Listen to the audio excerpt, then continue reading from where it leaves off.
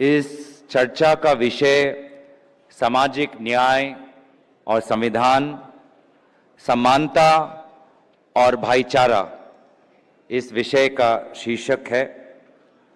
और मैं उत्तर पूर्वांचल से आता हूं। I come from the north east, and this idea of fraternity and justice is enshrined in the history of the Northeast. And अगर उत्तर पूर्वांचल को, उसके इतिहास को, उसके संस्कृति को, उसके सपनों को अगर किसी ने समझा है तो वो सिर्फ और सिर्फ कांग्रेस पार्टी है। चाहे असम अकॉर्ड हो, चाहे शिलोंग अकॉर्ड हो, चाहे मिजो अकॉर्ड हो, चाहे सीए के खिलाफ विरोध हो, उत्तर पूर्वांचल की जो हमारी आकांक्षाएं हैं, जो हमारे अंदर डर है, उसको अगर किसी ने समझा है, सम्मान दिया है, वो तो सिर्फ और सिर्फ कांग्रेस पार्टी है। लेकिन आज अफसोस की बात यह है कि हम भाईचारा की बात करते हैं, और मैं उत्तर पूर्वांचल से हूं, और वर्तमान सरकार के दिन में ऐसा लगता है कि ये केंद्र सरकार उत्तर पूर्वांचल को भूल चुकी है। क्योंकि मणिपुर में जो आग लगी है, जो आग आज हमें जलते हुए घरों में नहीं, लेकिन अपने अपने दिलों में महसूस होती है, उस आग को बुझाने के लिए एक बार भी प्रधानमंत्री मोदी जी मणिपुर नहीं गए। उस मणिपुर में जहां पर 200 लोगों की मृत्यु हुई, उस मणिपुर में जहां पे 60,000 लोगों को बेघर किया गया, आज उस मणिपुर में आज भी जो तनाव है, उस तनाव की जिम्मेवारी आदरणीय गृह मंत्री ने नहीं ली। गृह मंत्री जी के कार्यकाल में बड़े विफलताएं हैं। पहलगाम है, इससे पहले पुलवामा था, उससे पहले उरी था, लेकिन गृह मंत्री के बड़े विफलताओं में मणिपुर का नाम भी जिक्र होना चाहिए। लेकिन जैसे प्रधानमंत्री मोदी जी ने समय नहीं निकाला मणिपुर जाने के लिए, उसी प्रकार से गृह मंत्री ने एक शब्द भी मणिपुर के जनता से क्षमा नहीं मांगी, एक बार भी क्षमा नहीं मांगी कि वे अपने नैतिक और संवैधानिक कर्तव्य में वे विफल हुए।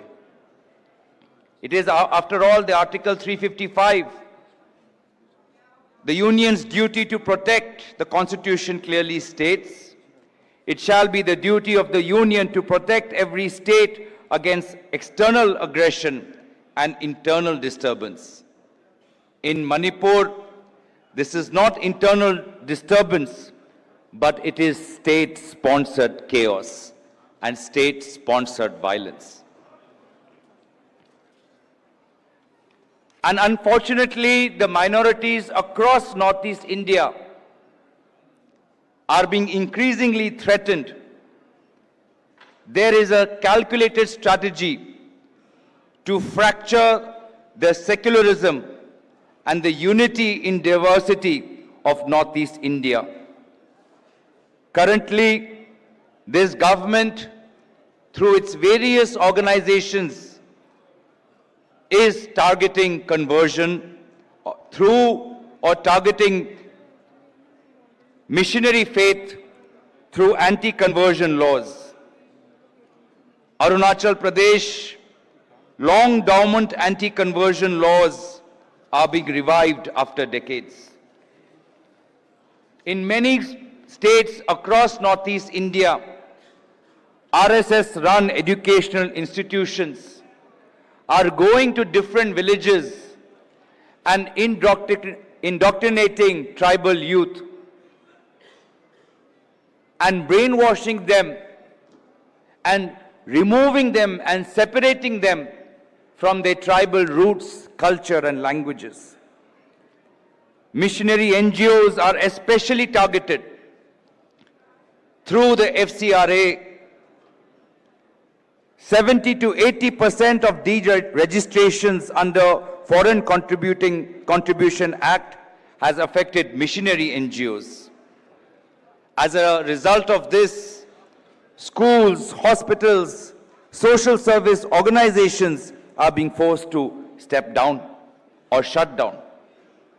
There are even threats to strip the scheduled tribe status from Christians in Tripura, Assam and Arunachal Pradesh. The message from this government is that your constitutional rights depend on your religious belief. It is shameful. What is happening now in the Northeast is development without dignity. Indigenous land rights protected under the 6th schedule of the Constitution are being trampled for palm oil plantations and huge thermal power projects.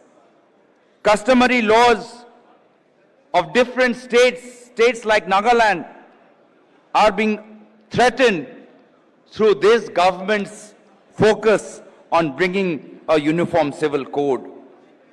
Tribal autonomy guaranteed in the 5th schedule and 6th schedule is systematically being eroded. The rights of the scheduled tribes are protected by Article 19(5) of the Constitution of India, and Schedule 5 and Schedule 6 of the Constitution has special provisions for the tribal communities in central and northeast India. But I can see in Assam that how tribal autonomy is being eroded. I can see across northeast states where tribal communities feel that they are being disrespected and their dreams are being shut down. And therefore, it is only the Congress party that can stand with the scheduled tribes and the various ethnic communities of northeast India. If I have just 2 more minutes, I would like to emphasize on the other part of this session, which is equality. The first part was on fraternity, in which I spoke of the Northeast, and I would just like to spend 2 minutes on equality and talk about gender justice. Women in India have walked a long way breaking barriers, but today, in this current world, they face some old and some new threats. Digital and online harassment. In today's AI-generated world, women often face cyberbullying, trolling, and threats of deepfake. Though the right to privacy is the legal framework for cyber issues, it does not provide justice to the women of today. There is still gender discrimination at the workplace. Gender discrimination is the reason for 98% of employment gap between males and females in India, according to a 2022 report of Oxfam India. The report highlighted that women in India, despite their same educational qualification and work experience, are still being discriminated in the workforce. The situation is no different in the informal economy. Women who are working as street vendors, as domestic workers, in home-based production, agricultural labor, small-scale industry, still are faced with the challenge of lack of social protection, wage disparities, exploitation, and a sense of invisibility and lack of recognition. Balancing work and family responsibility is a tremendous burden that is there on women, which is not being shouldered equally by the men. Women are often supposed to balance informal work with family responsibilities.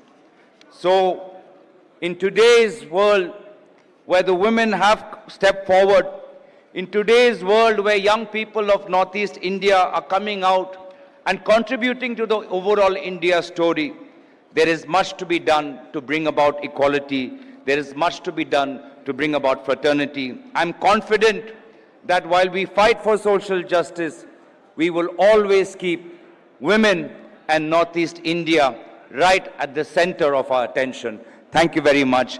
Jai Hind, Jai Congress, Jai Samvidhan.